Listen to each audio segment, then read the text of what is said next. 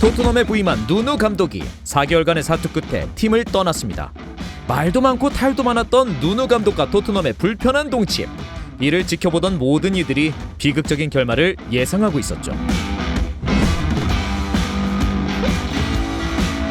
20-21 시즌이 마무리로 접어들던 4월 말, 토트넘은 조세 무리뉴 감독을 경질하는 강수를 뒀습니다. 슈퍼리그 문제로 떠들썩하던 시기에 성적 부진까지 겹쳤고 결국 아름답지 않은 이별을 맞이하게 됐습니다. 토트넘은 곧바로 감독 선임 작업을 진행했지만 그리 쉽지 않았습니다. 끝내 메이슨 대행 체제로 시즌을 마무리할 수밖에 없었는데 프리시즌에 들어서도 어려움을 겪으며 팬들의 우려를 샀죠. 폰세카, 가투소 등 다양한 감독들이 후보군에 이름을 올렸지만 최종 결과물이 나오지 않았습니다. 마침내 7월 1일 한 감독이 토트넘의 유니폼을 들고 있는 오피셜 기사가 났는데 다름 아닌 울버햄튼의 감독이었던 누누였습니다. 늑대 군단의 수장으로서 프리미어리그를 경험했다는 부분과 그 과정에서 나온 결과물이 준수했다는 점을 높게 산 것이죠.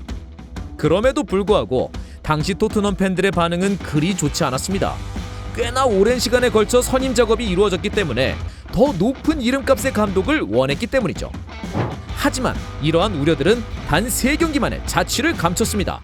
개막전에서 만난 디펜딩 챔피언 맨체스터 시티를 1-0으로 제압하며 좋은 출발을 알리더니 2라운드 울브스전, 3라운드 왓포드전에서 각각 모두 1-0 승리를 거뒀습니다.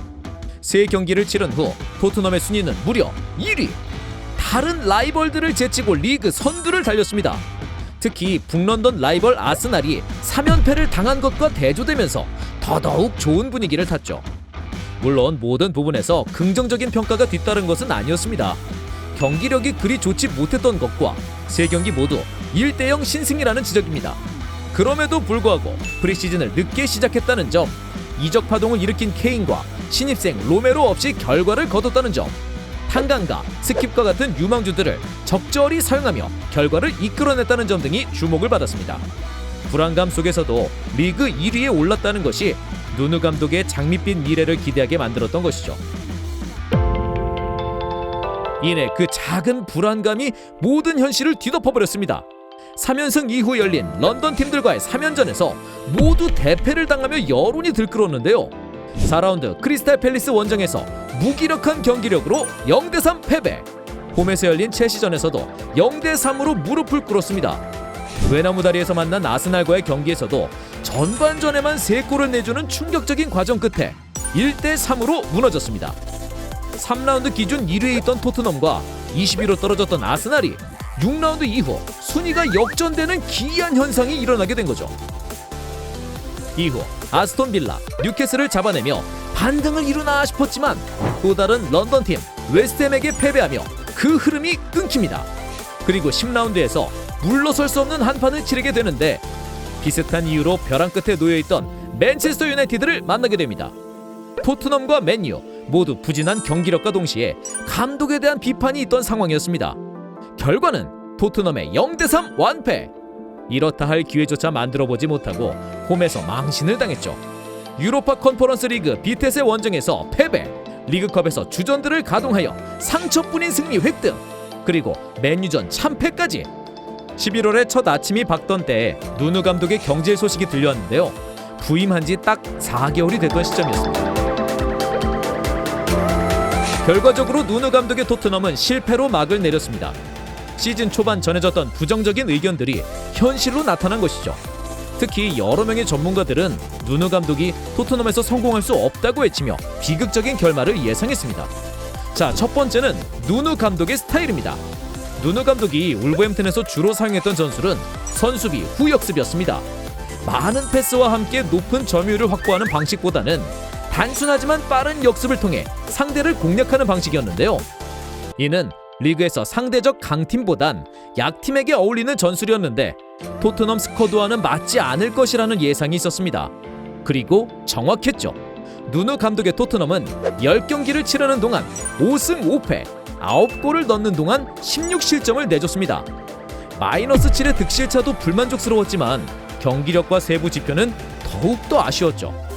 득점 순위 18위, 실점 순위는 16위였고 무득점 경기만 무려 4경기에 달했습니다. 맨유전에서는 단 한 차례도 유효 슈팅을 만들어내지 못했고 팰리스와의 후반전, 뉴캐슬과의 후반전, 웨스트햄과의 후반전에서도 마찬가지였죠. 모두 후반전이라는 것이 전술 변화 부분에서 얼마나 아쉬웠는지를 알 수 있었습니다. 또한 10경기를 치른 20개 팀의 NPXG 부분에서 9.26을 기록하며 최하위 노리치 다음에 랭크됐고 활동량 항목에선 꼴찌였습니다. 전체 슈팅 횟수 19위, 찬스 메이킹 횟수 71회 등에 머무르며 최악 그 자체였죠. 경기당 기대 실점마저 1.55골로 14위에 오르는 등 공수 양면에서 부족한 모습이 역력했고 이는 결국 경질로 이어질 수밖에 없었습니다. 다른 하나는 선수 운영 부분입니다. 일관적인 전술만이 나오다 보니 선수 기용 및 활용 부분에서도 약점을 드러냈습니다. 먼저 20-21 시즌 폭발적인 화력을 보여줬던 손흥민 케인 조합이 힘을 못 썼다는 점이 가장 부각됐는데요. 손흥민 선수의 득점도 개인 능력에서 터져나온 것이었습니다. 케인은 더 이상 득점력을 발휘하지 못했고 좋았을 때의 기억을 잃어버린 듯했죠.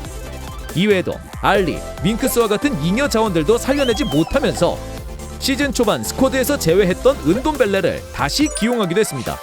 컵 대회에서 로테이션을 가동하다가 고전을 면치 못했고 결국 특정 선수들에게 의존할 수밖에 없었죠. 누누 감독의 이러한 성향은 여러모로 부정적인 결과만을 불러왔고 결국 전문가들 그리고 일반적인 축구 팬들이 일찍이 예상했던 부분이었습니다. 누누와 토트넘이 함께했던 4개월, 그 과정은 좋지 못했고 결국 이별이라는 결말을 낳게 되었는데요. 과연 새로 부임한 콘테 감독이 토트넘을 되살릴 수 있을까요? 토트넘의 선전을 기대해보며 지금까지 터치비였습니다.